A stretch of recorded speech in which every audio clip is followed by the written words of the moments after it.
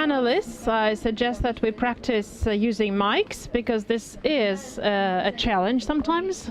I would like to remind that we all need to speak to the microphone so that the simultaneous translation system could work, and all the filming and broadcasting of our event.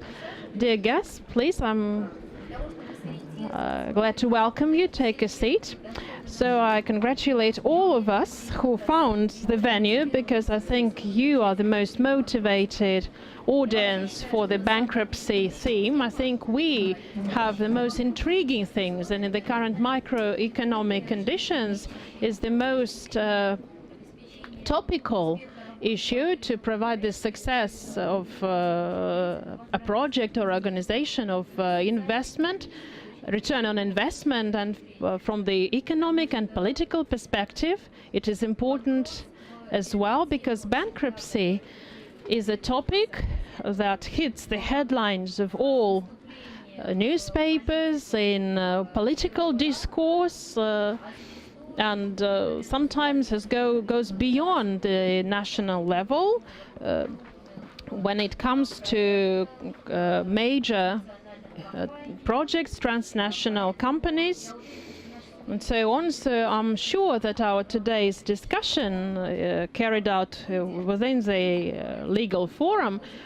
should and will go beyond some very specific narrow issues. Hence we sought to solicit a wide-ranging group of panelists exemplifying both Russian and international experiences, who will talk from very different perspectives. So we would like to announce some sensational facts in this field. I would like to invite the audience to be as interactive as possible, so that we could structure a discussion so that we have enough time for questions and answers and comments and exchange.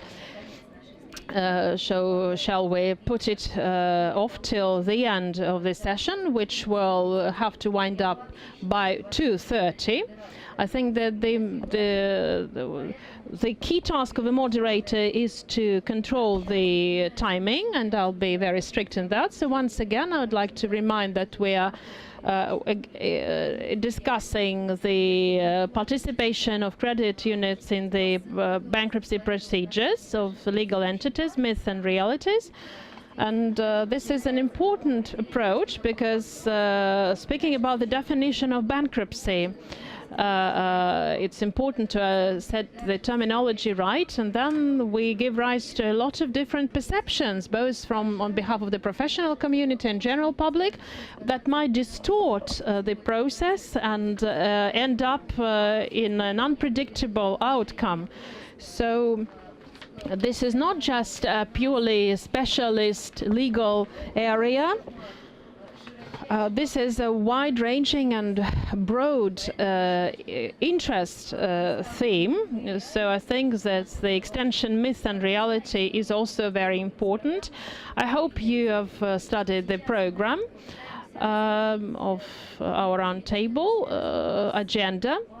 So we are going to look at the financial institutions and banks perspective, because right after us there's going to be a session that follows on to defend businesses from bankruptcy. In our turn, we would like to grope for a balance, because bankruptcy procedure seeks to strike a hard, dear-bought balance of interests of multiple stakeholders. And it's not by chance that the banking community person is a moderator. I'm Ekaterina Trofimova, first vice president of the Gazprom Bank, and the board member. And I'd like also to introduce speakers and panelists. My colleague Alla Masleniko, deputy CEO from Rosgosstrach Bank.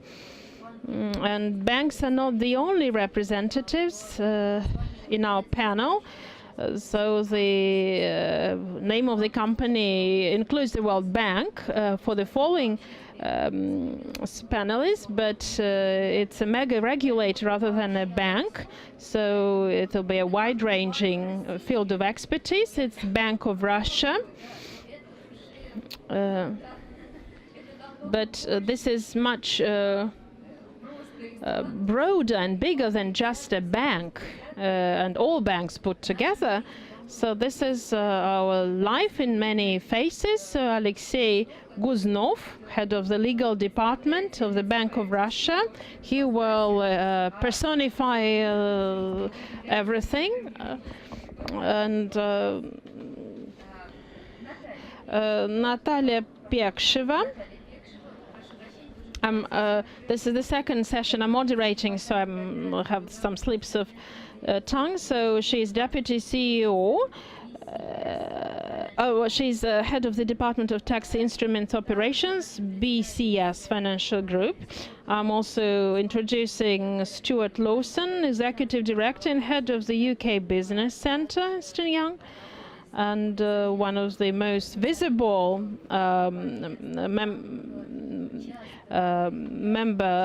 staff members of Ernst & Young, the frequent attender of many different events, and we will look forward to his comment as to how the law enforcement varies in real practical life, and what is the enforcement practice is like in Russia and other countries. And in this respect, I'm very happy to welcome Kai Serlian Rodrigo,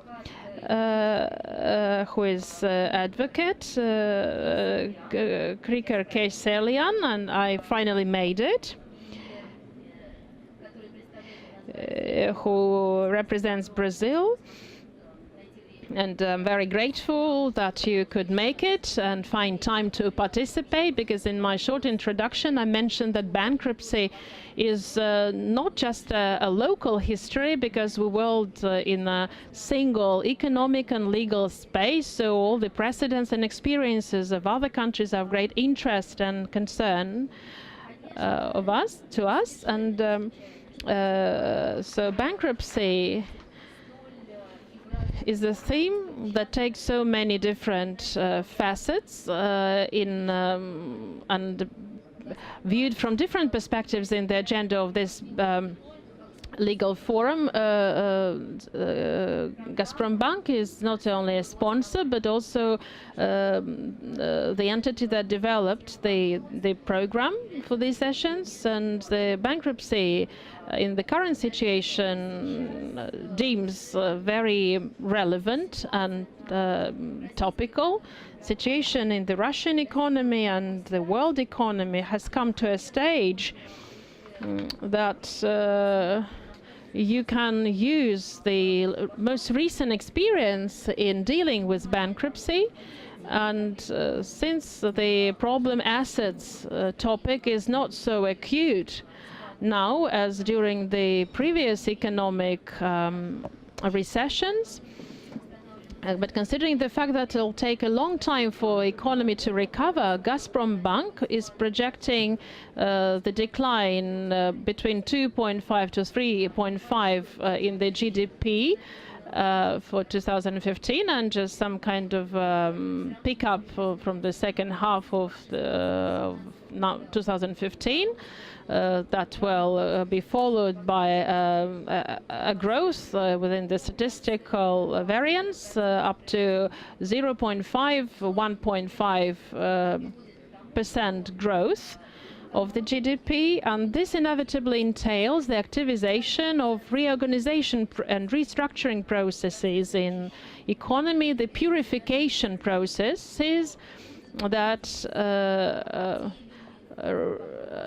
will result from a number of bankruptcy procedures and the closures of a number of businesses. And here it is very important to provide for the right balance of interests of all the multiple stakeholders, especially considering the social dimension related. And all this is inevitable, and the role that the legal profession can take in the whole process is dominating. Law enforcement and lawmaking is very important. It is being discussed at the governmental level as to how the problem businesses can be further dealt with. The problems do not confine themselves to just business projects, but if we speak about the Russian banks, Russian banks are the holders of the public debt up to 70% by various statistics. So the banks in this or that way are necessarily involved in this process.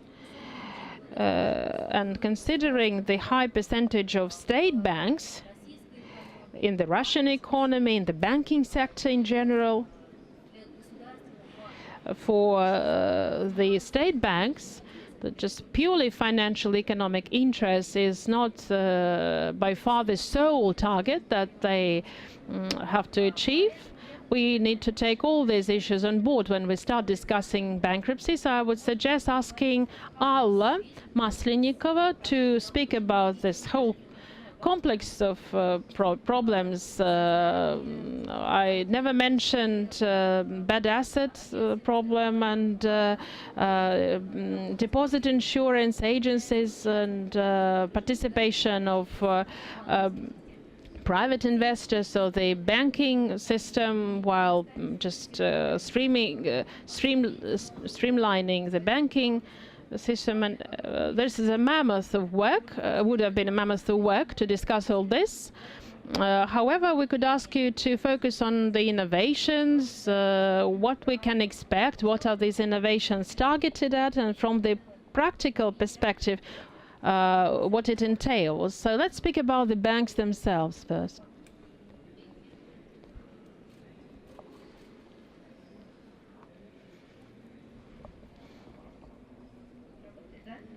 Does it work? Yes.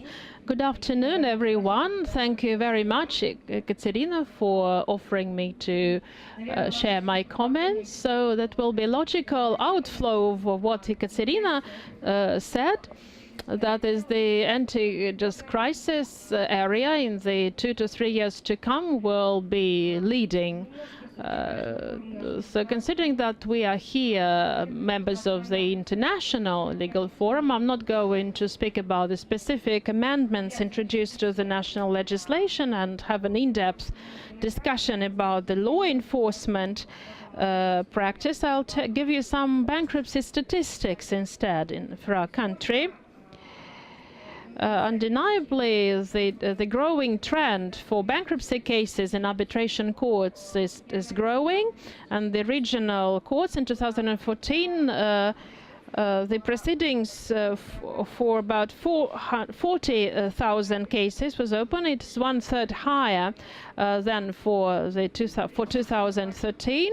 Here, the major growth falls on the October and December 2014, when the number of new cases grew by 50%, by staggering 50%.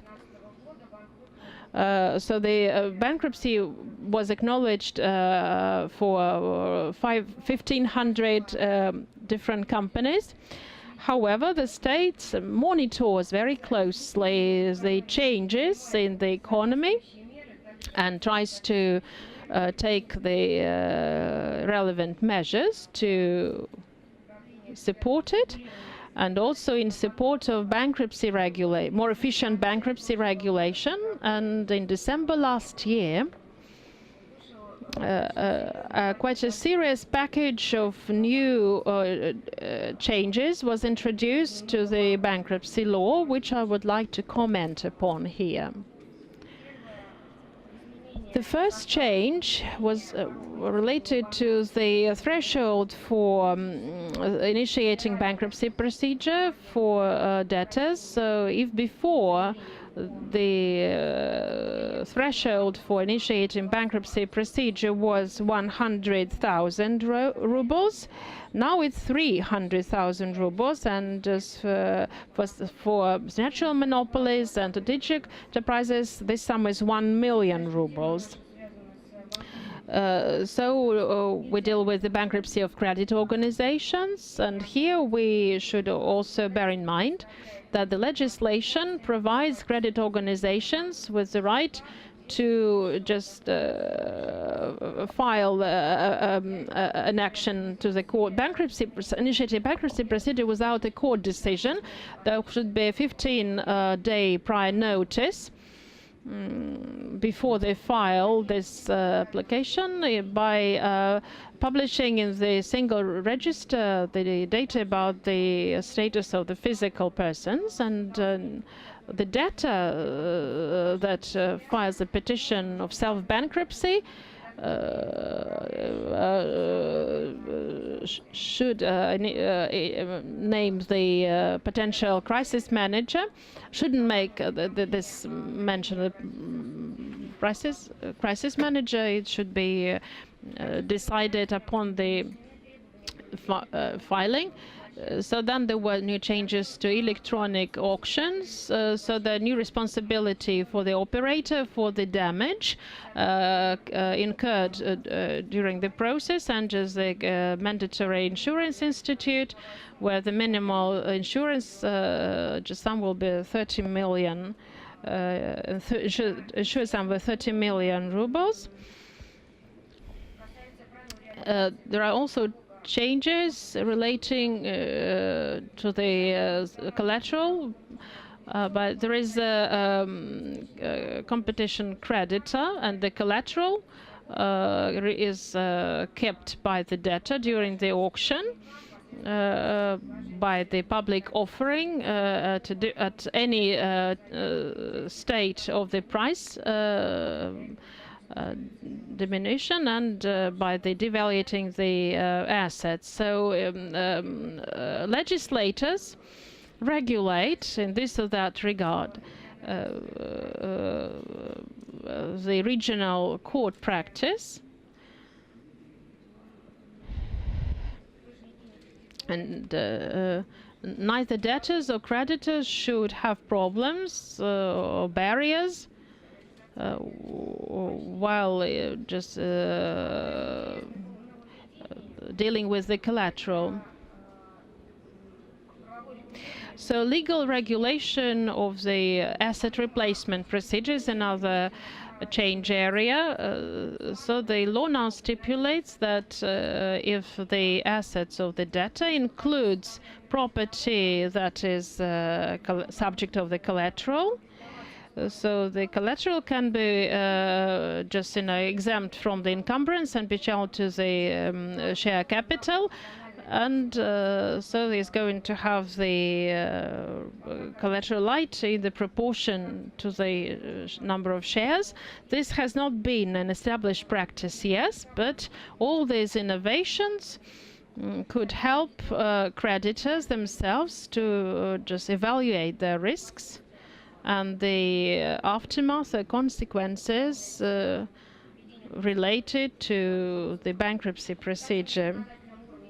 Also, there is a moratorium percentage procedure stipulation, and there are many changes introduced to the law of the central bank, so it is regulating the activity of the agency for deposit insurance and others. Like Katerina said, we could spend many sessions discussing just enforcement and innovations. However, the most recent changes are targeted at streamlining the law enforcement practice and extend and expand the managers, crisis managers, and scope, and just stipulate simpler procedures for interaction between the debtors and creditors. And then to provide the Institute for Bankruptcy Regulation, and both debtors and creditors use the bankruptcy-related norms in a more efficient way, in a more transparent and straightforward way.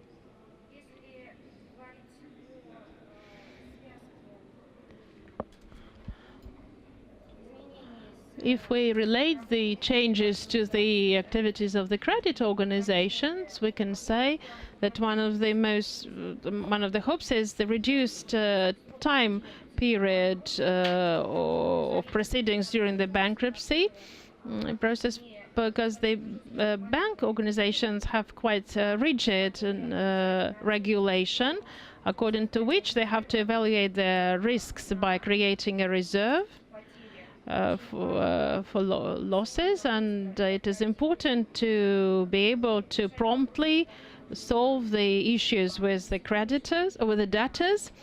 And today we face a number of challenges ranging from the surveillance, the supervision procedure, because previously they could appoint their own manager and within 6 months could manage the assets single-handedly, and none of the creditors could affect this process. So the banks are very happy for the amendments introduced into the legislation, and are also very happy that they now have an opportunity to reduce the time period for filing the bankruptcy pledge, and about 95% of cases. About 95% of cases brought by the banks against the debtors are unsuccessful.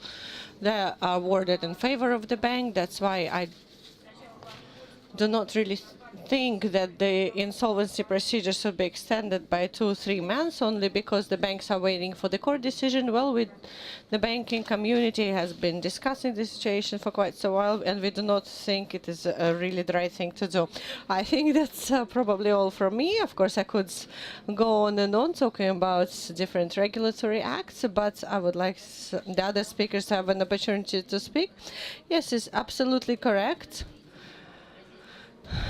Despite the continuous evolution of the Russian legislation, a lot of the law enforcement procedures are still not ideal. I do not really know if we can attain this ideal. This is an ongoing process, so we do need to bring a lot of improvements at the legislative level, and for this it is very vital for us to study the precedents that we encounter in our daily practice. If you look at the economic situation, if you look at the stage of the development of our economy, this is a bit atypical for the usual periods of decline that we witnessed in the end of the 1980s or in the 1990s. So those periods of decline were very brutal but very fast.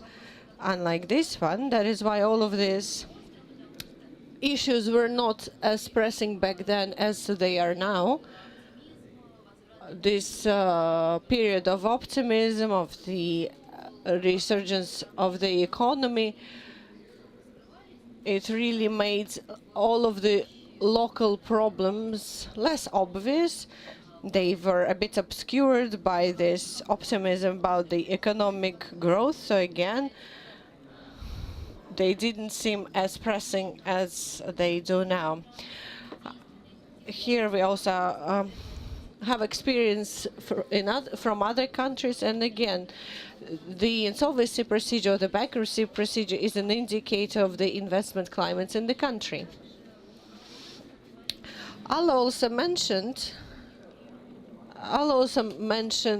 regulatory procedures. If we're talking about banking, this is probably the most regulated activity on financial markets, and I have to tell you that the degree of this regulation is a topic for a different discussion, the discussion that's going on in developed countries, when people say that maybe the regulation is becoming a bit restrictive.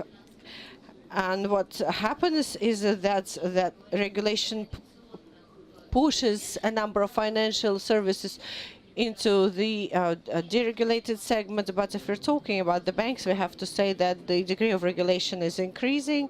The issue of the quality of assets is becoming more and more pressing, and it influences financial results, the stability of business, the level of capitalization, and in the end, it influences the survivability of different banking structures. That is why I believe that our discussion is very relevant to today. We are talking about the worsening of the quality of assets, but at the same time, we also see that the approaches to regulation are changing, especially when it comes to the creation of reserves, to the requirements imposed on capital. And this is something that banks also need to take into account. That is why it might seem that the issues of bankruptcy is a little bit grim, but we have to understand that an efficient system that allows for insolvency, this is something that gives us a foundation for the increase of loans. That is absolutely the issue that we would like to discuss with Alexei Guznov, head of the legal departments of the Central Bank of the Russian Federation. And he will talk to us about this fragile balance between the incentives for growth and maintaining the quality of assets. So what sort of legal ways can we employ to protect banks' interests during defaults of individuals and legal entities? Thank you very much for giving me the floor. Good afternoon, dear colleagues. Ekaterina, if you'd allow me to address you by name, but you are absolutely correct, and I do think that you really feel it in your everyday practice. It is absolutely true, but that the level of regulation is increasing all over the world. But again, this is a process that follows growth, that follows a greater degree of complication, the increase of the operations in banks and other financial institutes. Again, this is an unavoidable process, and I do believe that the reaction that we see on part of the regulators, this is something that we can see on the international level and in the banking community. Basically, this is a reaction to the overcomplexity of the system and to its sheer volume. I'll mention that the amendments to the insolvency law in 2014 were quite interesting, and I have to say that when it comes to 2014, the Russian legislation on bankruptcy was quite prolific. The Russian legislators were quite prolific when it comes to this law. So basically what happened was the consolidation of all regulations on insolvency. Starting from 1999, we did have an independent law on bankruptcy, while at the same time we had an instrument for bank sanation. All of these regulations were incorporated into the law on bankruptcy, and what we have in there and is a consolidated text, while at the same time the principles of this text and the parameters that I described there within, they are different depending on the subject of the law. At the same time, it gives us a unified model, a unified approach to the bankruptcy procedure, regardless of what is going bankrupt, a company, a bank, an enterprise, or a private pension fund. What happens is that a lawmaker always tries, I don't know successfully or not, what they try is to maintain this balance between the public and the private interest, the interest of the debtor and the creditor. If you talk about the role of the central bank in this process, then I have to tell you that the actual topic of our discussion was the myth and the reality. Well, I think that one of these myths is that the regulation which is imposed by the Central Bank of the Russian Federation, actually gives banks more incentives to become active in insolvency procedures. So basically, we are motivating the banks to be more active during insolvency procedures. Maybe this is not an entirely correct approach. Due to the fact that the public mandate received by the Bank of Russia comes down to maintaining financial stability, which involves many aspects of the problem, and when possible, maintain the financial stability of some financial institutions, and that usually follows regulatory requirements which are imposed to decrease risk appetite of certain institutions. Of course, this appetite should be reduced. And usually we're talking about the first line of defense here, which are reserves. The second line of defense is the capital. So if we start talking about the necessity to reduce this appetite to risk, then we have to say that this is not a topic related to bankruptcy. This is a topic that's related to the debts of individuals, but it still has an enormous influence on the trust. And I think what the deputy chairman of the central bank, Mr. Poznishev, said during this forum, he actually emphasized that the overall indebtedness of individuals to the banks reached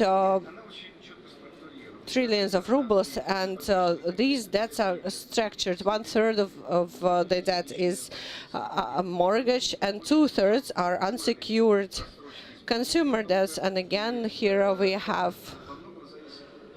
a lot of defaults in terms of time, and I think it really depends on how stable the debtor's income is, and that is heavily influenced by the overall economic situation in the country. Of course, it is understandable that the Central Bank of Russia has to take all of these trends into account.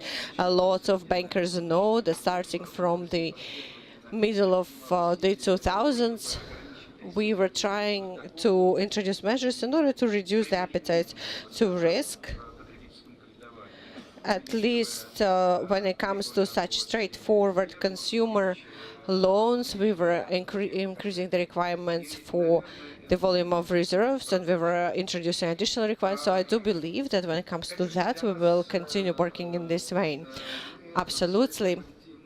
When it comes to our regulation, what we also have to take into account,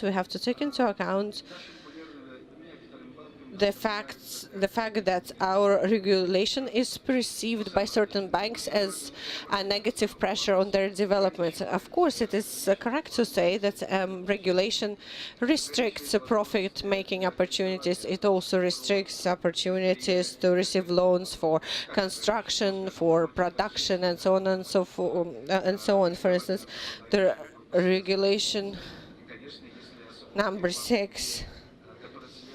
And it is especially true for the banks which are affiliated very closely with their owners. So when we talk about credit financing procedures, we have to say that a lot of effort is put into trying to circumvent these regulatory requirements. They are trying to do it through the companies which are receiving credit financing. They are trying to do it by reflecting it in a certain way in their reporting, and again, it influences the reserves.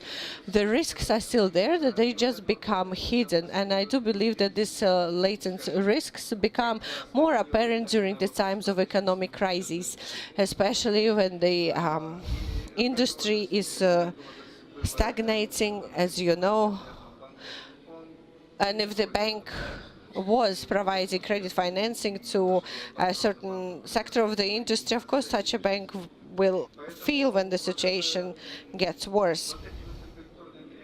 All of these regulatory requirements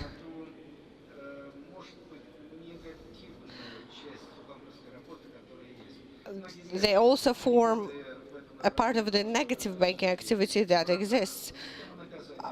I also have to say that a lot of these requirements need to be specified. As you know, at the end of the last year, amendments were passed to the criminal code of the Russian Federation. So we established the responsibility of the bankers for falsifying reports, and some criminal proceedings have already been initiated. So the Bank of Russia is doing everything to have an opportunity not to just evaluate the assets of credit organizations, but also to evaluate the collaterals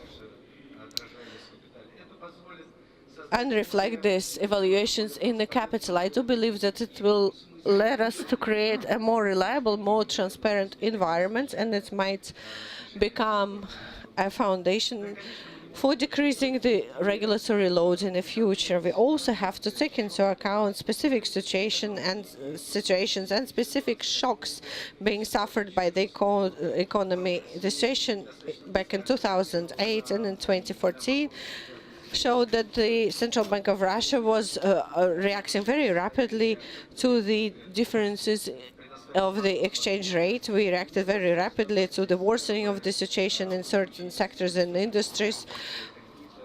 We are not providing reserves if the loan is restructured or if an enterprise has been sanctioned. We also understand that the risks are still there, but this allows us to decrease the loads on capital, and we can use it as an anti-shock measure. That measure was brought until the 30th of June of the current year initially, but it has been extended beyond that. So we can also mention other measures that we use to create reserves or to evaluate securities. I will not go into detail here, but let me go back to the bankruptcy law and to a very important amendment to the law that was introduced at the end of last year. It was actually a pro-creditor law, a pro-creditor amendment. We have to take into account the balance between the borrowers and the creditors. These are amendments to Chapter 6.1 to the bankruptcy law, which regulates the issues of transaction and deal invalidity, something that we encountered in 2012 and in 2013, when a lot of deals and transactions in terms of credit financing, especially when the loans have matured and been paid in full, these transactions were recognized is invalid. That created, well, if not a panic, but at least a lot of concern in the banking community. So this situation was quite serious. That's why the legislators were trying to introduce changes to approaches which were very common, if not in the legislation, but at least in the judicial practice. So they said if the credit financing was extended under normal circumstances, as specified in the contract, and taking into account these conditions, the transaction should never be declared invalid according to Article 6.3. I do believe that although this amendment seems rather small, it will give the banks a chance to actually feel more confident, and we do not actually extend the interest on the credits which were taken out of the balance sheet. Thank you very much. I do believe that your remarks are absolutely right. So I would like to readdress this topic of myths, which we are also trying to dispel during today's session. I do believe that what is also important here is the shift in the psychological attitude to this topic. I always repeat that bad debts are quite normal. A bankruptcy is a part of the routine, standard day-to-day business. This is a part of the economic life of any country. We have to talk about this topic. We have to talk about different aspects of this topic. And let me say it one more time, and I agree with Allah on this. The faster we find the solution to this problem, the more effective the solution is, the healthier will the situation in the economy become, and it will also facilitate normal development of social and economic relations between its subject. So Natalia, let's talk about public debt.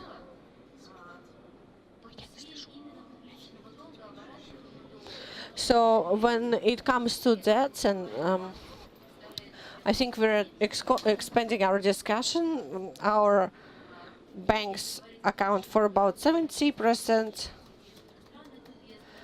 of this field, and here we also have to talk about foreign investors who do not always feel comfortable when they have to function within the Russian legal environment. So Natalia, what do you think? What kind of regulatory measures can be offered here, especially when it comes to the topic of public debt, where we want to see more standardized, more transparent procedures, which are not part of these bilateral relations between the borrower and the loan-giving facility. So what do you think is important in this area, or should we maybe debate some new proposals?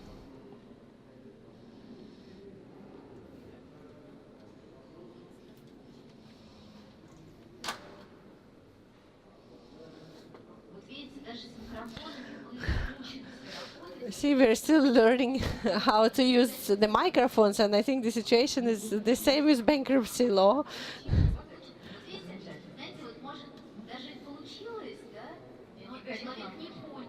See, we were successful, and the mic is on, but the light is not on, and the person didn't understand whether it was on. See, everything is actually working out, but everybody is continuing to panic. So it reminds me of the situation with the bankruptcy law. Thank you very much, Ekaterina.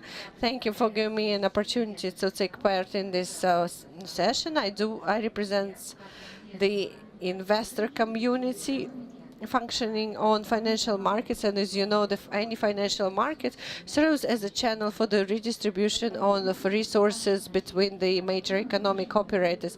In this sense, the Russian financial market is very immature. It's in its infancy. While at the same time, we can say that we are noticing a lot of positive trends and a lot of positive actions that we undertook in order to develop our investments. So I will not really talk at length about the advantages that exist, but that are not maybe known to many operators, the opportunities that exist on the debt markets. But let me tell you about things which are important for all investors. Unfortunately, when we start talking about defaults and insolvencies, this is also something that we have to deal with on the debt markets. Therefore, a lot of investors who choose bonds as an instrument to provide loans to Russian companies and corporations, a lot of these investors do not fully have all of the opportunities to find a resolution for problems that they encounter in times of default. I do believe that the Central Bank of the Russian Federation has done a lot of commendable things to increase the transparency of the Russian market, and I do believe that currently the Russian market is regulated even better than in a lot of other developing countries, but there's still a lot to be done. So when some Russian and foreign investors encounter defaults on the Russian debt market, I have to say that sometimes the situation is quite horrific. The majority of our investors, despite the fact that they are members of our banking system, as Ekaterina noted, the number of Russian banks which invest into debt securities is at least 70%, but still they are quite disoriented and find themselves at a loss when during a default. In this sense, the expert and investment community comes up with different initiatives to improve investors' situation. Again, this fact is directly related to the volume of investments that these investors are ready to provide, which in turn should affect the development of our economy. Therefore, I'd like to run an idea by you, an idea that has been approved by the central bank and the expert community, but the idea which hasn't really been debated within the legal community. This is a recent idea, and I do believe that it is a logical continuation of the negative experience that we have working with bond restructuring and defaults on the debt market. So the point of this idea is to create a public platform to organize an open restructuring process of the public debt of our state companies under the patronage of the Central Bank of the Russian Federation.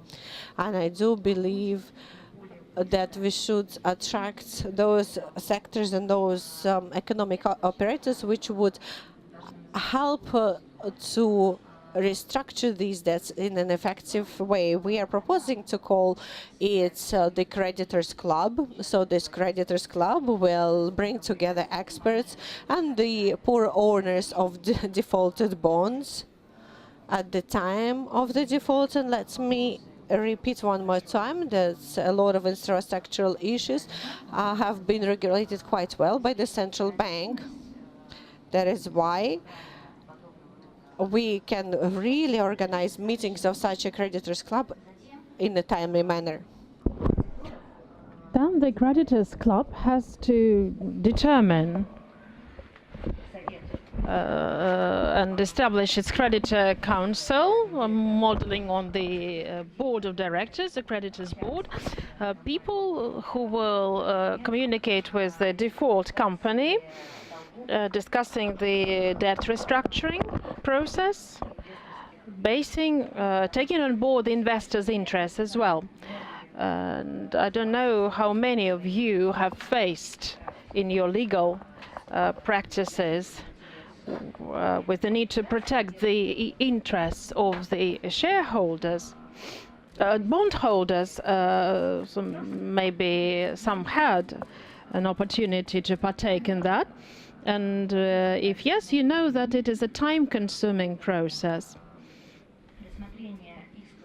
And reviewing the court actions, court cases, is a long and futile procedure. So, and just the bond investor, who are just number 5 in the creditor queue, and run very little, if any, hope of getting anything at all, if worst comes to worst, have just to sit and wait and hope for the better future. We can confer this and infer this reviewing the public debt court action statistic. It demonstrates that investors do nothing. Rather, they sit and wait till a savior will come and rescue them. So this kind of club will help to more efficiently organize communication between the debtors and investors, to identify whether the repayment of the debt is possible and whether there are alternative ways like going public, which is still very unpopular in our market, even among the direct creditors of the banks. So the idea of concentrating intellectual capacity within such a kind of creditor club to protect the interests of the investors could help improve the conditions of granting loans for borrowers. It was very interesting, would be very interesting for me to get some response to this idea, both from the panelists and the floor. However, the investor community seeks to implement this idea, so then the amount of public debt in the just debt asset of our corporate sector would have gone up considerably, I think. And we could compete with other banking instruments and products. So that's, I think, about it. And yes, we would invite and welcome comments and reactions, but we'll put them off till the very end of our session. So when just this is one of the small sensations, and I would like to draw the attention of the mass media people. Hope you had time to take it down properly, because this initiative, we would like to support this initiative on behalf of the banking sector. And the very inception, beginning of this market instability period, a lot has been said about how relevant it is to look for more stable and civilized ways to deal with problem debts that would be maximum public, because the business practice in Russia in the recent decades did not foster cooperative nature or just togetherness in dealing with the corporate debts, let alone syndicated credits. We didn't do very well in the Russian law. However, under the aegis of the Russian bank, there is some progress made in this respect, and I would like to recommend mass media people to speak with Natalia and get some more details about the sensational announcement that we have prepared. And we modestly, humbly hope to bring something new as a result of our today's meeting. Rodrigo, a question to you, if I may involve you in our discussion. This is an international forum indeed, and despite the just historical volatility of the Russian market in a boom and bust economy, this is an English phrase for that. Boom and bust means very dramatic rises and falls in the trajectory of development. They do not favor the stable investment of the Bankruptcy Institute and restructurization and their publicity. As soon as the bust is over, when the drop is over, there is a sudden recovery. So the acuteness of the problem subsides, and everyone seeks to increase the income and expense. So there is no recovery of economy through this channel. Brazil, it has traditionally been mentioned among the countries that is very similar, though there are no exact analogies in most cases. However, in some of the economy parameters and characteristics, we have some similarities, so we would be very much interested in hearing about the Brazilian experience, some practical cases of bankruptcies that would involve financial organizations, what they resulted in, and what it is that we could learn while we're establishing our current practice in this issue. Thank you very much for having me here. First of all, I must say that I'm still learning how to pronounce my last name, so you did a great job on that. I'm a lawyer from Brazil. I represent 3 of the biggest banks in Brazil doing collection claims, defending them nationwide in sensitive cases, strategic cases, and also doing transnational asset recovery. And Brazil, until 2005, we did not have judicial, the legal institute of the judicial recovery. The company in Brazil, the entity, only could go bankrupted or file for concordata, which was known in Brazil like a legal favor, where the debtor just file a petition before the judge asking a discount and more time to pay. So in 2005, when we revoked the old law, we have the new bankruptcy law, and that was very good for our financial market. Once we add more transparency into the process, once creditors start to have a say on the recovery of the company, if it was possible to recover or not, if it should go bankrupt or not. So in Brazilian law, there is some creditors that are not subject to the judicial recovery as tax and as fiduciary creditors, which is also very important for the financial market, once allow us to have a better interest rate on those companies, financial rates. But I would like to say that today our biggest challenge in Brazil is to protect the credibility of the law that we have now there. And very often we face or a debtor in bad faith, in collusion with a creditor, or a debtor trying to test or abuse the law, and that's where we strongly think that we have to have a good, a well-written law, but it's more important than to have a well-written law. Not about important, but important as well is to have a strong, independent judiciary that can oversee and protect this law. I want to mention very quickly three cases that I think we could see the picture that I'm saying here. The first one is regarding bad faith in judiciary recovery. Since in order to have your plan of payments approved, you have to have the approval of the creditors. And in Brazil, we have the three classes of creditors, which is secure creditors, unsecured creditors, and labor. And you have to have approval on both three classes, and you have to have majority on each class to approve the plan of payment that you are proposing. Often we see some plans approved that doesn't make sense.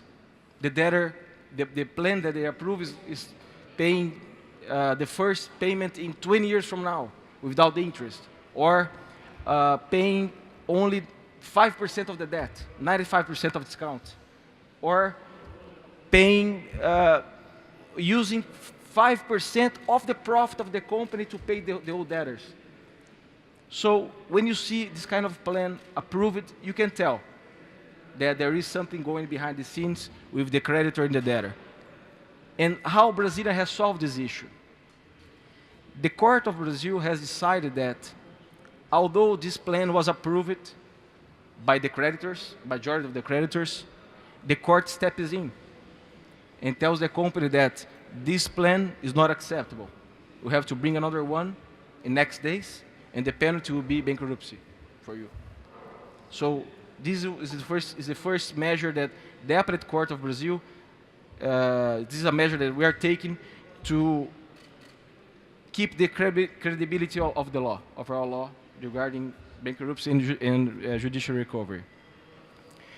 The second example that I want to bring here is that sometimes the Brazilian entities, in order to have a lower interest rate with the banks, they often sell the receivables as a collateral for the loan. So when if this company goes under judicial recovery, this receivable is not subject to the judicial recovery. But what happens is that when the entity filed for the reorganization, they were asking the judge to take out this this padlock that we call in Brazil, because they need this money to run the company. And there was a great debate in Brazil about this issue. Should they invalidate the padlock or should they keep it? Some courts was invalidate them, some courts was keeping it. But then this question was put before the STJ, which is the highest court for federal issues. And the STJ said the padlock should stay, defending the financial banks. And the reason for that was because the law says so. The law for reorganization says that fiduciary creditor should not be subject to recovery. So, and again, bringing credibility and defending the law that we do have. Now, the third and the last example is something that is not solved yet, but it's something that really worries me regarding, again, the credibility. I just got engaged in a case where an international fund has invest 800 million from a paper sold by issued by a BVI entity, and had as a collateral, as a guarantor, a Brazilian company worth $4 billion. What happened is that in Brazil, we just discovered a huge bribe scheme going on in Brazil. And another company belonging to the same economic group, but another company with his own creditors and own debtors, was involved in this scheme. And this company is having a huge problem of cash flow. What they did, believe it or not, they filed together, this one who is the debtor, and this one who worth $4 billion, they filed together judicial recovery, mixing the assets, mixing the creditors. And the New York investors doesn't understand what's going on, because they invested in a note issued by a BVI entity who guarantor worth $4 billion in Brazil. What's going on?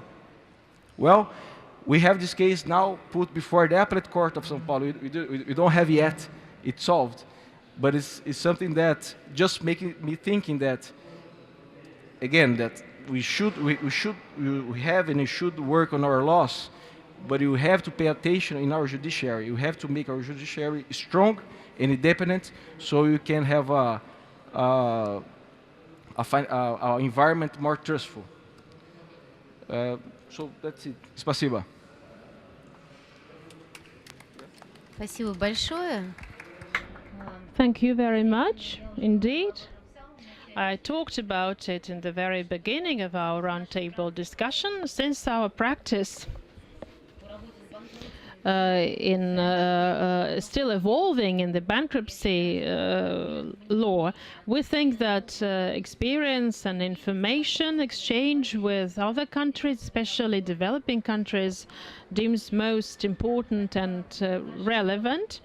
So now I would like to turn our discussion towards Stuart's comments, and considering long friendship, I will allow myself to be most provocative in my question, which I hope does not discredit the whole sense of our discussion, but will add some additional hues of color to it. If we speak about the creditors and their corporate clients who are having a bad time, so Russian statistic and the statistic of other both developed and developing countries, so the debt recovery, and this is what we talk about, and we spoke about the protection of the bank assets as the protection of their own clients. If we take the restructure procedure, the debt recovery, if we are not yet qualified bankrupt, so it is much higher than the level of recovery even in the situation of just controlled bankruptcy, where Natalia said the number 5 in the queue have almost nothing to get. So no matter what you do, you get something very close to zero. So maybe you could focus on restructuring, and just that will be it. And please don't get me wrong, I'm trying to be as provocative and moderate as possible in order to provoke Stuart to probably get furious and say no and give details why it is not so.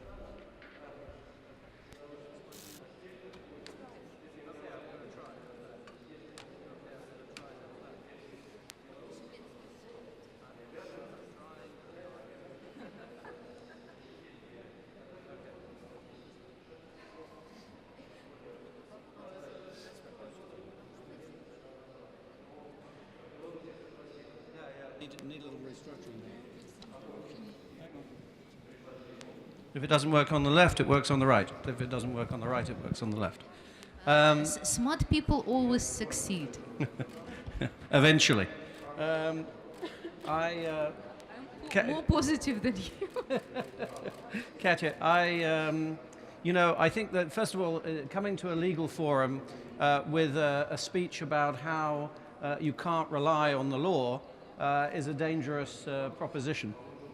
But I would start by saying that, one of the things that you mentioned, Katya, is that, listen, we better get used to this new environment where we're going to need to deal with multi-creditor situations, with debtors under duress. I think this is a situation that is going to continue and needs to be normalized in this market. When I first started in this market 20 years ago, you wouldn't talk about multi-creditor arrangements because there weren't any. And gradually, as the financial market has developed, so we've got into these situations. And what I wanted to spend a little moment on today, actually, is not to talk about how you can improve the laws in Russia, but how you can improve the practices in Russia. I'm afraid that this is not a new subject. It's one that has been around for some time, and the concept is quite simple. For those of us involved in remedial management, it never makes sense to go to court unless you really have to. It never makes sense to try and rely on a bankruptcy process if you have an alternative. And that doesn't matter whether the environment is transparent or cloudy. I've worked in 11 countries, and I can assure you it doesn't make any difference. If you rely on the courts, you are resource intensive, you're in the hands of sometimes very complex legal structures, and it is far, far better to work out a means by which you can restructure debt on a going concern value basis. Now, the problem with that is everybody has to play the game. If you are in a situation where you are restructuring debt and you play one game according to one set of rules and your competitor, another bank, plays the rules a different way, then this concept of maintaining ongoing value in the entity immediately disappears. And what I'm talking about here is the concept of the insol principles, which we've used in the London market for many years. And under the insol principles, there are a series of actions that you take which are well known to the marketplace and which give you the best opportunity of maintaining the value in the enterprise, or put another way, of minimizing the loss that you would otherwise incur in the enterprise. Now, I have a nasty, well, I'm sure you all know about this, so I don't want to spend too much time on it, but the most difficult part of this process, I think, is at the front end. Because when I've acted as a restructuring bank many times, and normally what happens is that the creditor waits until the very last moment before admitting that it has a problem. So it will postpone that bad day where it has to go to its banks until it's almost in bankruptcy. And then they'll ring up a bank and they'll say, oh, we now need our debt restructured. Well, the problem with that is that you're immediately under an extreme time constraint. Because as you know, if you trigger those covenants, they cross default. If they cross default, you have lost control of the process. And in any restructuring, the absolutely critical element of that restructuring is control of the process. And what I've seen in the front end of restructurings is that the imposition of the standstill agreement is the most technically difficult and complex arrangement, because it's at that point in time where banks who are either structurally or legally superior to others, or in fact may be the smallest exposures, take the opportunity to use good old-fashioned blackmail to say to the large creditors, You either pay us out or we're pulling down this house of cards. And the only way you can fight that as a banking system is by the simple mantra, which I learned 20 years ago. Everybody is equal and no one gets out. Now, when you say everyone is equal, of course they're not all equal because there are different levels of security, there are different structural positions. But the fact is that they get involved in the standstill, and within that standstill you then order the various levels of security. The danger, I'm afraid, and I'm clearly not going to name the example that I have, but in 2009 there was a large restructuring, multi-creditor restructuring, where Western banks and Russian banks were involved. A standstill was put in place. People were proceeding as if we were working under insol principles. And just at the last minute, a Russian bank threatened bankruptcy and was paid out by another Russian bank. And this, as an example, is a pretty good way of demonstrating that you are damned to live in an uncertain world in restructuring for some time to come. So my message is really quite simple. It is that if we assume that we're going to be in a period where debtors are under stress, we're in multi-creditor situations, and we need to find a way of maximizing value, then between the Western banks, listen, I know that this is not the greatest of opportunities to talk about how we all cooperate between Western banks and Russian banks. But if we are to work out restructurings in this marketplace, then we have to come up with, or we don't have to come up with it, we have to look up the practices that have worked elsewhere and establish a code of practice. And this is not a legal code of practice, this is a code of practice by practitioners. Perhaps I'd make one final comment, which is, in my experience, almost none of these situations work without some element of new money. You can't go into a restructuring and hope that you've got enough oxygen to carry you through. So one way or another, you have to be able to structure new money facilities, and they have to have super priority. So these are sort of technical elements, but the core message I've got is it's actually not to rely on the law, it's to rely on practice and to look around the world at where those practices have made the best sense and to try and implement that.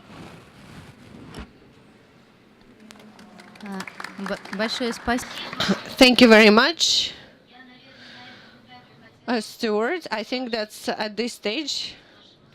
I would like to offer our audience the opportunity to ask their questions or provide their feedback. I do hope that these microphones, these manual microphones, do work.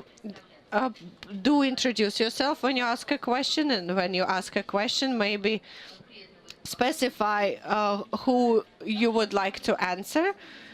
And please, of course, you can comment, but do stick to the topic of the discussion, and keep in mind that we are limited in terms of time. Good afternoon. My name is Anton Alexander.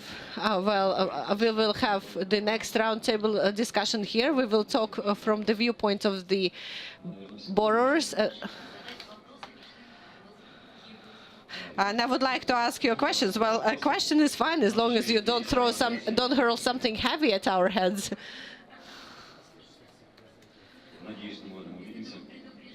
Because you are the debtors. So, yeah, no, don't worry. Well, I think we all remember the Victory Day celebration, which was slightly mired by one report about Alpha Bank, because Alpha Bank was planning to attack a very well-known company that was exhibiting its products during the parade. So they were attacking it with a novel that the bank can actually ask for the bankruptcy request without servicing of the debt. So what do you think the bank should do when they make a decision whether to go through a standard procedure or whether to use this novella for the bankruptcy? And do you think that there will be abuse of this novella? Will the banks use this novella as an instrument of pressure, and how can it be compensated? Thank you very much. Well, you know, I don't think I'm brave enough to answer this question. I will give the opportunity to our speakers, but again, let me just comment. What's important is that this event did not interfere with the Victory Day celebrations and the parade, and I do believe this is a very good leitmotif that says that bankruptcy is part of normal life and the life goes on. And what's also interesting is that this novella coincided with another event, an event where a central bank is an active participant, because, you know, probably a day before that, there was also an important event, because basically the Lombard list was extended by 2 issuers without the ratings, and one of these issuers was the company that you referred to. So probably you should have drawn a comparison with the Victory Day parades, but actually with the fact that it coincided with the acknowledgement of the credit rating of this company, while at the same time one of the creditors was threatening bankruptcy procedure. So it is a multi-faceted issue. I don't really know who would like to answer your questions. Okay, I will give you an answer.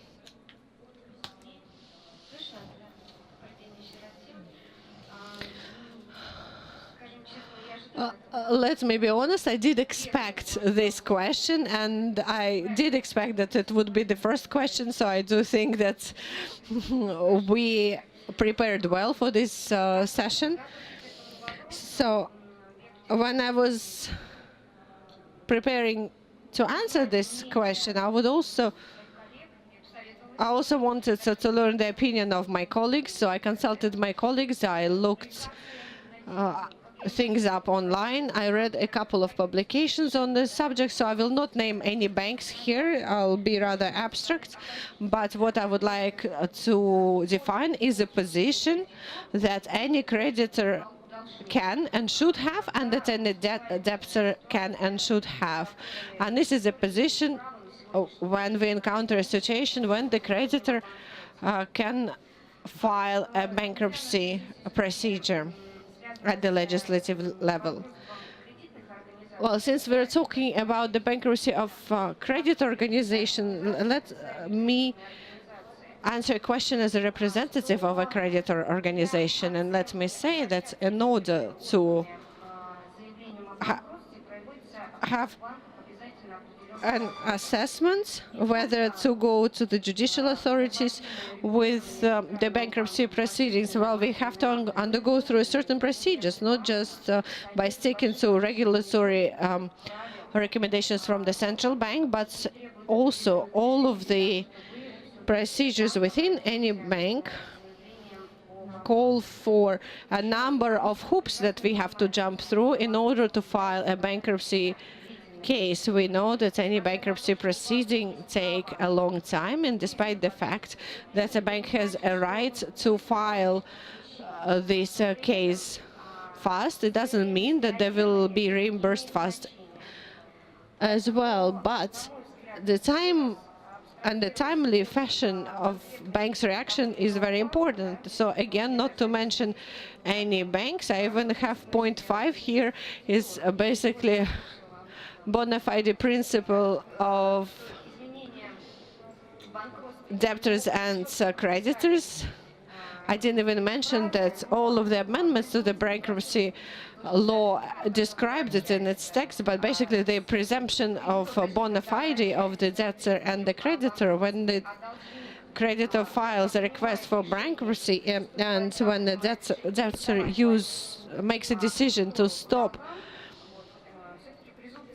debt repayments, I think it's very important to actually assume this presumption of the bona fide principle. But again, I have to say maybe it's not entirely on the topic of our session, but I would like to go back to consumer loans, and I do support the idea of my colleague when he tied it together with the fact that the market of consumer loans can also create a lot of problems for the bank, for any bank, and the Institute of Bankruptcy of individuals was also included into the code for bankruptcy, and it is called a code, I think, because it talks about the regulation of credit institutions, their bankruptcy, and the bankruptcy procedures for individuals. So what I'm trying to say is that we receive a lot of requests from citizens who ask us, why do you demand debt repayments? I have to tell you that legal entities usually they do not complain to Rospotrebnadzor or to the central bank. They do not usually complain about the fact that the bank is demanding debt repayments. While at the same time, I would say that individuals are less protected than legal entities, because if a legal entity does not fulfill its commitments, the commitments which it undertook, they also understand that the next measure against them could be that the creditor files a bankruptcy procedure. And I think in this case, we have to say that any debtor has to think really hard, and they have to calculate their risks if they stop acting and or fulfilling their commitments. So maybe we can discuss the position of debtors during the next session, but I am absolutely confident that when making a decision to start such a lengthy bankruptcy procedure, I do believe that any bank makes an informed decision to start this procedure, taking into account all of the risks, and they do use this bankruptcy procedure as an attack measure, which allows them to initiate proceedings against the debtor. But usually, apart from the initiative, everything else is regulated by the legislation. If you'd allow me, I'd like to ask you one question. What are the results of the review of this proceeding?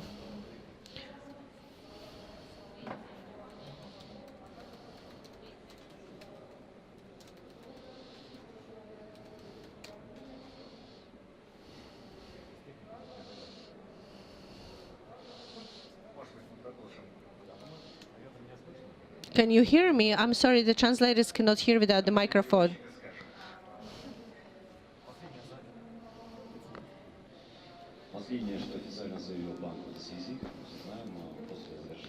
Well, the last thing that the bank said after the May holidays, they actually said they also understand how important the parade is and how important this company is for national security, and basically... No. This is slightly different. I'm talking about the legal aspect of this problem. So the petition and bankruptcy was sent, and so it was accepted by the courts, but nothing else was done. So basically, what I would like to draw your attention to is all of the amendments that were introduced in 2014. They should actually make us ready. You're absolutely correct when it comes to the equipment here. So they have to actually make us ready to accept the fact that a bankruptcy is shocking. Basically, this is just an element of market discipline. And as far as I know, for any bank, a bankruptcy is also an element of internal control. So basically, the system is tweaked in such a way as to react to a filing of a lawsuit. So again, this relates to the bankruptcy proceedings or the bankruptcy petition, myth or reality. I saw there was another question from the audience. Do introduce yourself.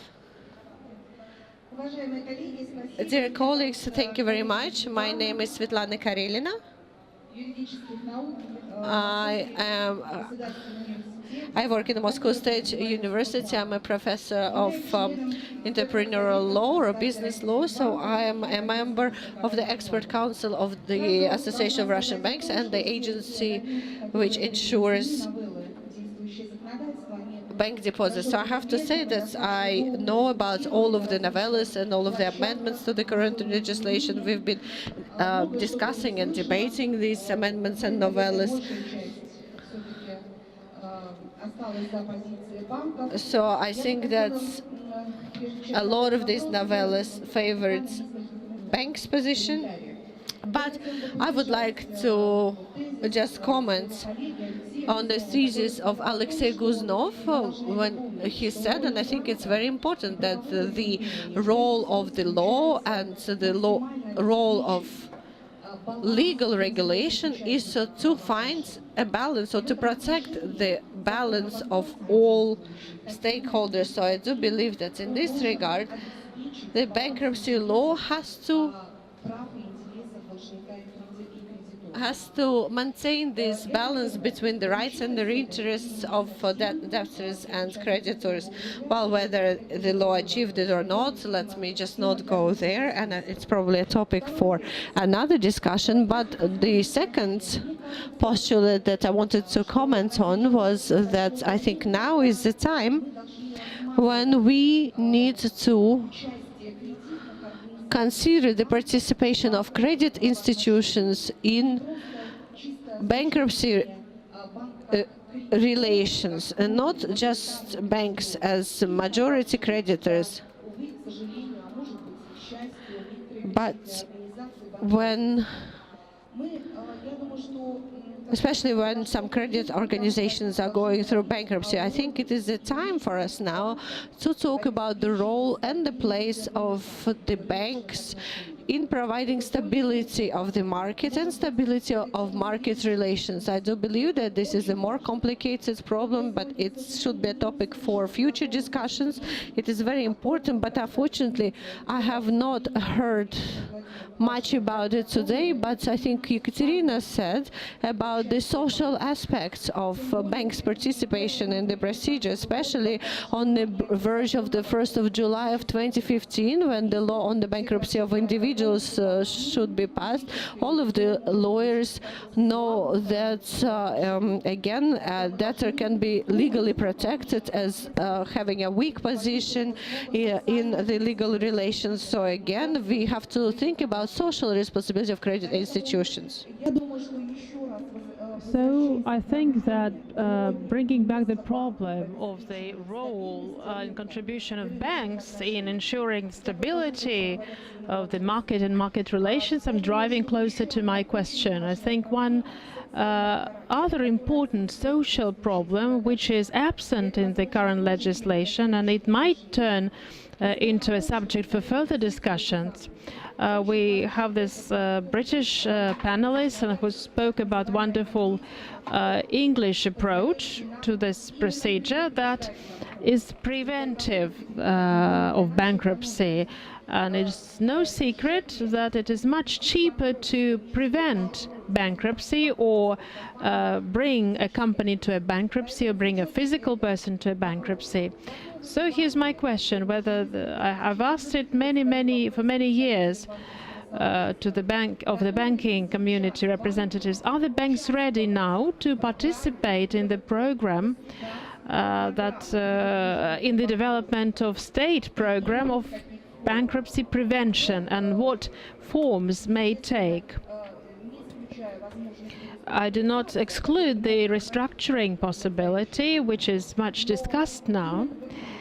But what other forms and formats it might take, and whether the banking community is prepared to be engaged in developing bankruptcy prevention program. So my question is to all panelists, or some. Thank you very much. It is a very important resume of what we have discussed, and in my brief introduction I mentioned the social responsibility dimension so that we could extend the range of topics we discuss within this session, and just throwing a bridge to the second session, which is not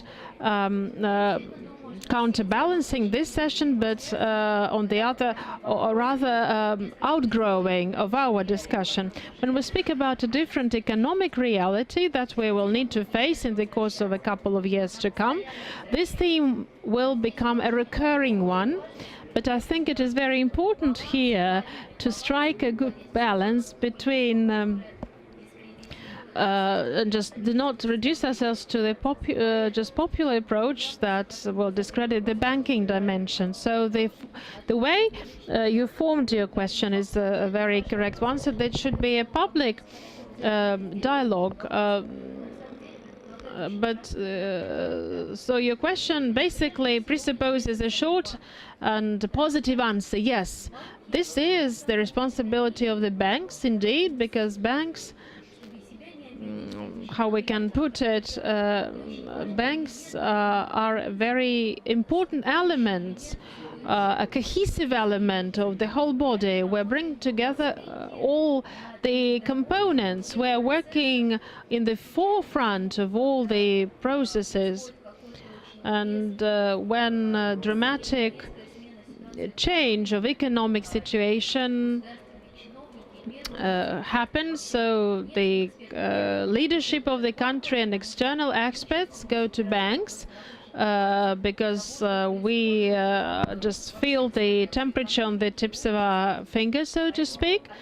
So yes, we are ready, and I don't think it will be right to declare and comment on the possible forms it might take. So this is exactly what has to be discussed and developed. So I would like also to see not only practitioners involved, but academia as well, because practitioners contribute wide-ranging and rich experience. However, their experience might boil down to very in-depth but purely regional experience. However, we lose the historical and scientific perspective in that, and lack a proper part of the international experience, which is very important to say. Maybe Stuart might, because your English experience was referred to, maybe you would like to offer a comment and response, and I'd also like Anna to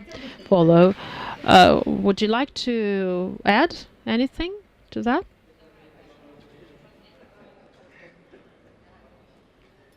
Then you can just say yes. Yes. Great. You have the absolute majority of this panel, at least. У вас абсолютное большинство на этой панели. Яла Александровна.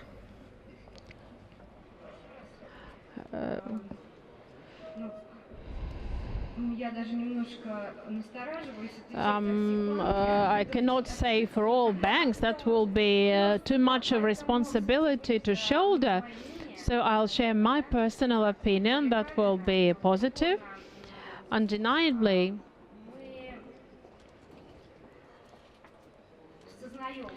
we are aware of the social responsibility while taking those measures to deal with debtors, and the social responsibility is even cuts through all our internal documentation when we are developing the debt recovery plan. So now we are turning to the physical persons mostly, which is not exactly the topic for our today's discussion. However, I'll try to do my best to answer your question.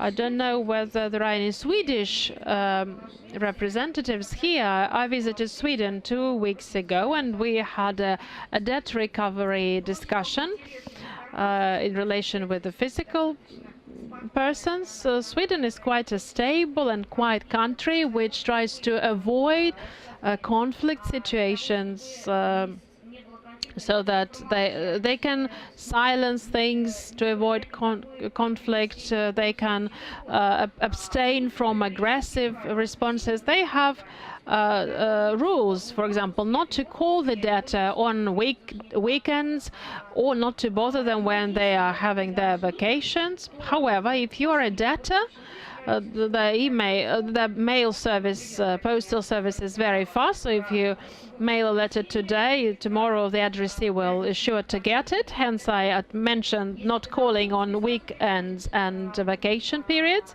If you're a debtor, you're sure to get a debtor notification letter, which also contains a fine, which is withdrawn, like a margin. That is automatically withdrawn. It's not like in our country where you basically have to prove that you're a debtor and take this to the court, and the court might judge it according to a certain normative act, or maybe will diminish the sum to be paid. In Sweden, they have some intimidation. Maybe it sounds quite harsh, but they stimulate the debtor to fully meet his obligations. Otherwise, they're in for serious sanctions. In bankruptcy, also, they have restructuring for 5-7 years ahead as a possibility. So that was example in the form of a comparison. As to the Russian consumer credit market today, together with RB and other market participants, we have been and will continue discussing the possible alternatives when dealing with debtors. And here we can remember about the Ombudsman as a new institution formed. It is not proving very efficient and effective. However, now this is just a transmission of information. And so I said I also support the yes answer to this question. Yet we need more regulation. And if we speak about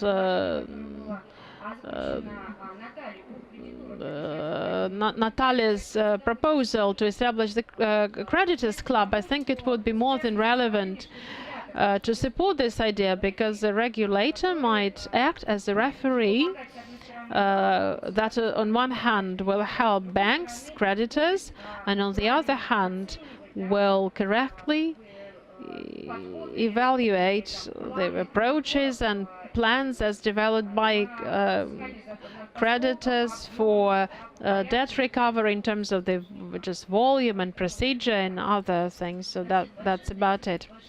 Yes, thank you very much. Your question provoked a lot of interest among the panelists. So Natalia, please, the floor is yours. So it works now right from the outset. So if you have many tries, you end up having establishing a good practice. So I might speak, risking of some kind of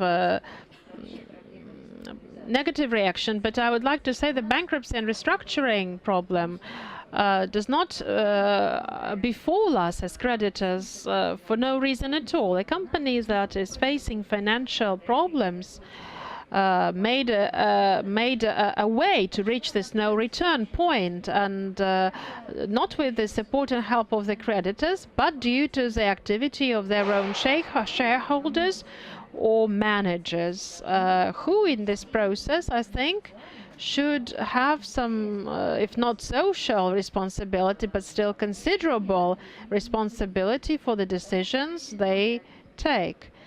Because creditors, and I hope Allah will support me in my saying that, when they review loan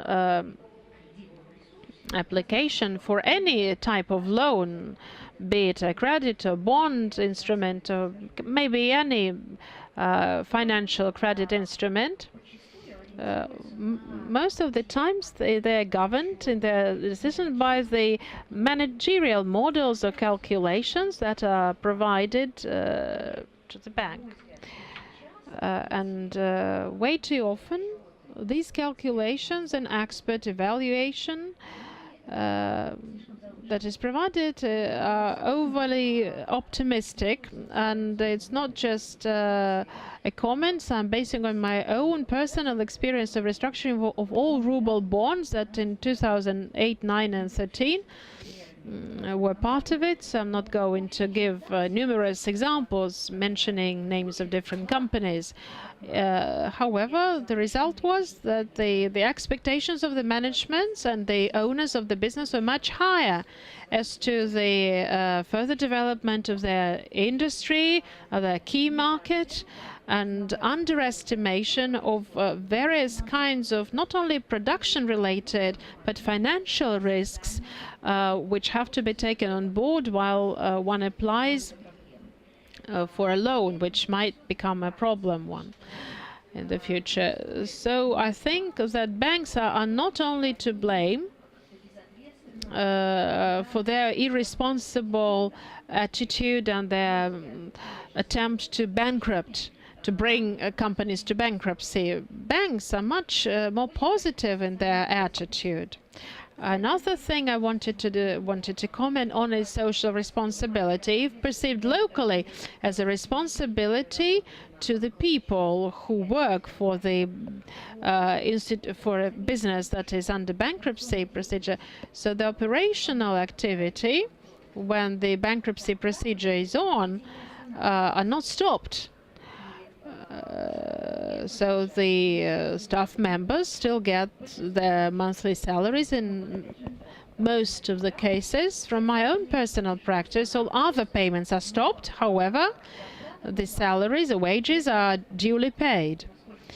And as far as I understand, we are all legal profession people here, but it is also stipulated by the insolvency bankruptcy law when we launch the surveillance procedure, which cannot be overcome, probably even if the company stands very little chance of surviving. I think that banks are socially responsible. However, we want to be management of these companies and their owners to be as well socially responsible when they undertake financial obligations.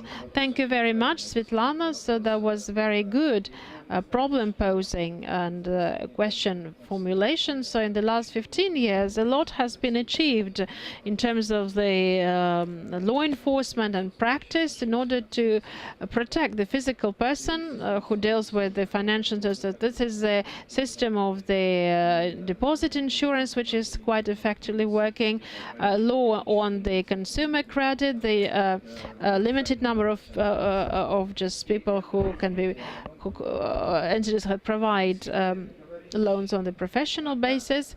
So if we were to give a yes answer from Ekaterina, I also would like to support your initiative. However, we can test this yes for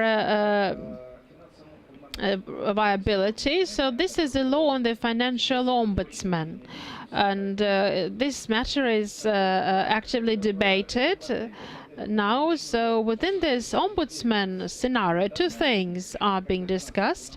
One thing is that when the ombudsman does not only resolve the disputes but act as a mediator, helping to restructure the debt, especially if the debtor, physical person, has several creditors. So this is one of the promising further development areas for legal science as well. We face some very serious legal challenges there, so I want you to also pay attention to it. Yes, thank you very much. I showed many raised hands. Please mind the time frame. Igor Dubov, Moscow Bar, Yakovlev and partner company. We're speaking about bankruptcy here. However, bankruptcy is a multifaceted phenomenon. What are we discussing? Are we discussing the external management, surveillance, financial recovery, or winding up procedure? Now, the bankruptcy basically boils down to winding up 90% of the cases, or even more than that. So I would like to ask you, why don't we using procedures targeted at the financial and economic recovery of a business? What's the reason behind it? So today, we hear that the Ministry of Economic Development, that was very much praised in other discussions, all proposed amendments to the bankruptcy law. They stipulate the financial recovery opportunity. In 2008, the situation was quite similar. So there was an acute situation with the financial recovery, and that basically ruined the balance of interest during the bankruptcy procedures. And second question, what is your attitude to the amendments to be made by the economic ministry? So I think your first comment was rather rhetoric in nature, what I was talking about. So we're being provoked. Yes, I think then to save time, I'll answer the first question. You have a wrong impression. Maybe you judge from the legal perspective purely when it has been codified as a procedure. However, recovery is a priority and the most dominating form of dealing with problem debts by the banks. Absolutely. So speaking about myth and reality. So these are preventive measures basing on what I said before during this discussion. So of course, debt recovery is much better than anything else. So maybe some other panelists would like to answer the second question. Well, let's study them properly, the amendments to be made, and next time we'll give our detailed opinions about that. So any other questions or comments coming up? Good afternoon, Valery Shkret, Moscow Bar advocate. So my question is to Alexei Guznov. I'm very grateful. I'm very grateful that during this session we did hear about the prevention of bankruptcy of credit institution. But again, when it comes to practice, what about the bankruptcy of any bank? Is it a funeral for any bank, or is it a resurrection of a bank? That is the first question that I wanted to ask. And the second question is the third line creditors during a bankruptcy procedure in a bank. You know, the creditors of first, the second line, let's not touch it, but the creditors of the third, fourth, and fifth line. As we all know, the requirements of these creditors of the first and second line are usually fully satisfied, unlike the requirements of the creditors of the other lines. So, in your experience, what is the percentage of requirements of creditors of these lines? What percentage is satisfied? Well, unfortunately, I think that a representative from the insurance company just left the auditorium because, again, as you know, statistics is not the strongest suit of any lawyer. But again, to answer your first questions, I have to say that it is almost in 99.9% of cases, it is usually the cancellation of the banking license that defines whether the bank is dead or still kicking. In all other cases, you know, if we're talking about forced liquidation, mandatory liquidation, it is more of a technical issue in terms of the ideology, but there are two exceptions. And the first exception is that the positive practice introduced by the agency, insurance agency for the deposits. And Katerina already said that we encounter a number of problems here. Should we introduce a public sanation body? Should we introduce a bank of bad assets? and so on and so forth. But even regardless of this discourse, what we can see that the projects that are being implemented by the agency are quite positive. These projects all had a different starting point, but their end points was quite positive. The second model exists in the law, but it hasn't been tested in practice. This is an opportunity following a recall of a license to satisfy all of the liabilities of the bank's shareholders or of third-party investors, and the law describes how it should be done. But again, when it comes to practice, let me emphasize one more time, we haven't really tested it in practice, so it has a number of nuances. So what happens when it comes to the satisfaction of requests of the creditors? A lot of the requests, they usually come from account holders, and you're right, when we're talking about third line creditors, well, there are not so many of them. I did see that we still have a couple of questions.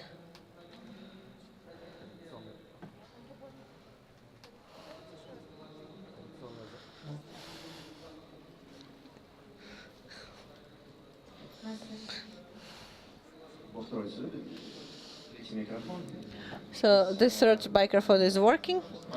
My name is Andrei Stepanenko. I'm the head of the Russian Action House. I represent the organization which, despite all of the social responsibility, is only interested in money. But since we have a lot of representatives from the national banks here, and one of our founders is a public bank or a state bank, and I usually act on the mandate from this bank. So I never noticed an intention from them to basically sanate any sort of enterprise, but just to sell it quickly. So my question is more practical. But, you know, sometimes our lawmakers, they really tend to sway from one direction to the opposite one. So we used to just sell everything during auctions, but right now we're selling a lot of things online. But, you know, the sale algorithm, so there is usually a creditor, an arbiter, an organizer of an auction, and an e-auction site. So my question is to Ekaterina, what do you think? The mechanism that we have today, is it simple? Is it straightforward when it comes to its implementations? We know that the bankruptcy property doesn't really satisfy the interests of the bank's creditors, and the reason why I'm talking about it is that, well, basically, arbiter managers, well, they're almost like saints, and when we talk about e-platforms, a lot of them, they do not have proper accreditation, and you know that the Ministry of Economic and Development is introducing self-regulation. So in this regard, we are a self-regulating organization, so basically we will start implementing this at the of bankruptcy law. But again, the organizer of the auction is somebody who gives access to the auction, and basically when it comes to the term of these platforms, you know, sometimes these platforms only exist for a month or 2 months. So do you think that this existing mechanism allows us to efficiently sell the property, acting in the interest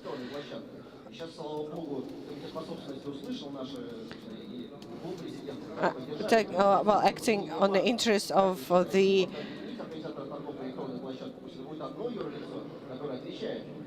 bank? So maybe we should basically just unite it, and we have to come up with a single legal entity to manage all of this process. And do you think that this self-regulation is useful when it comes to online auction sites? Well, since you asked us so many questions, I do not really think we will manage to have lunch at all. But since it is a very relevant topic. So, and again, it's extremely relevant because you asked so many questions. Maybe we should have a separate discussion on the topic. What is better? Basically, what's better is something that gives us more efficiency and more return. So if to give you an answer, I do not really think that we should lump things together and then be happy. I don't think it's a correct way of action. We have to look at the history. We have to judge it on a case-by-case basis. So let's us abstain from this discussion. Let's leave this debate for our next meeting. And I do not really think that all comes down to the organizational structure, but it is also influenced by a plethora of factors which we have to consider. Well, my colleagues, I did promise you that I will really stick to the timeline, so this is something that I'm trying to do. And as you know, this topic is rather complex, so you can stay for the next session and continue the discussion. Oh. Yeah, you have a minute, but not more. But on behalf of the speakers and on behalf of the audience, I would like to thank Ekaterina for being an excellent moderator.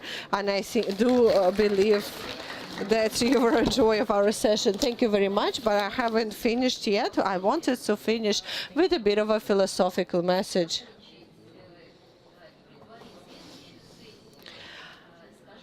Let me just say that I am not basically the author of this idea. It is Natalia, but the idea is that what we really tried to say during this discussion is that a bankruptcy is basically a second chance of life. And this is what Natalia said before this session.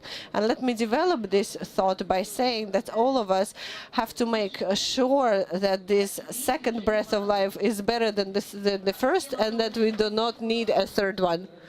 So I would like to thank everybody. And I would like to wish all of you to avoid going through bankruptcy procedures. And if you do have to do it at some time, well, I do hope that you get a positive experience. Thank you very much.